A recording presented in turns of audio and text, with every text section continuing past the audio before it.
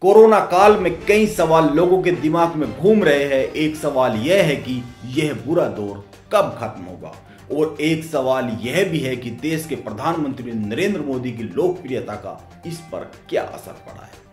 यह तो सभी मान रहे हैं कि उनकी लोकप्रियता में कमी आई है, लेकिन कितनी कमी आई है यह जानने की इच्छा हर किसी की है। इस बारे में एक आंकड़ा सामने आया है। मॉर्निंग कंसल्ट ने इस बारे में डाटा जारी किया है। इस एजेंसी के बारे में जानने से पहले यह जान ले कि यह क्या है, क्योंकि आप जरा सा भाजपा या भाजपा के नेताओं के बारे में कुछ कहे, झट से यह कह दिया जाता है कि यह तो फर्जी है। और अगर आप नरेंद्र मोदी जी के बारे में कुछ कहते हैं तो उनके आसपास के लोग आक्रामक हो जाते हैं और यह कहने लगते हैं कि यह षड्यंत्र चल रहा है। यह एजेंसी जिसने डेटा पेश किया है, यह एजेंसी अमेरिका की एजेंसी है, पूरी दुनिया के राजनीतिक लोगों पर सर्वे करती है। इसका डेटा बहुत हद तक सटीक माना जाता है। और सबसे बड़ी बात, जब पिछले साल 2020 में इस एजेंसी ने नरेंद्र मोदी जी के बारे में एक सर्वे कर यह बताया था कि वह विश्व के सबसे ज्यादा अप्रूवल रेटिंग वाले राजनीतिक हस्ती है, तो इसको जी न्यूज ने प्रमुखता से छापा था।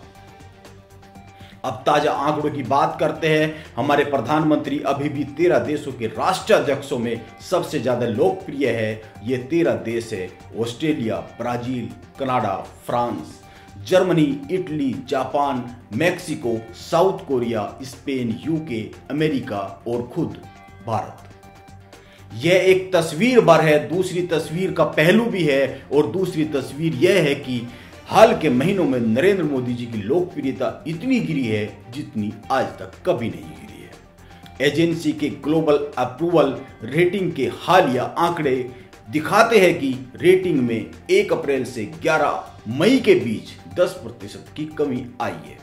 जहां 1 अप्रैल को उनकी अप्रूवल रेटिंग 73% थी, वहीं 11 मई को यह लुढ़क कर 63% पर आ गई है। इसी के साथ एक भारतीय एजेंसी ने भी एक सर्वे किया है। 23 राज्यों के शहरों में मतदाताओं के बीच से सर्वे किया गया है। इसके अनुसार भी प्रधानमंत्री नरेंद्र मोदी जी की अप्रूवल रेटिंग 11 मई तक 48% पर आ चुकी है। कोरोना की दूसरी लहर से पहले 57% पर थी। ऐसा पहली बार हुआ है कि नरेंद्र मोदी जी की यह रेटिंग 50% से नीचे गई है। अंत में एक बात कहना चाहता हूं, यह सब टेक्निकल लैंग्वेज है। इनकी विश्वसनीयता को सवालों के घेरे में खड़ा किया जा सकता है। इनके सैंपल सर्वे पर सवाल उठाया जा सकता है। यह कितने लोगों के बीच में किया गया है, इसका डेटा कितना बड़ा है, ये 100 लोगों के बीच में गए हैं, 1000 लोगों के बीच में गए हैं, ये फर्क पड़ता है। कम लोगों से की गई बात और ज्यादा लोगों से की गई बात पे असर आता है। कोई भी सर्वे सटीक नहीं होता है, लेकिन यह तो तय है कि इन सब से जनता के मूड का पता चलता है, और मूड यह बताता है कि नरेंद्र मोदी जी की लोकप्रियता गिरी है। अब यह कितने दिन के लिए गिरी है, यह कह पाना मुश्किल है।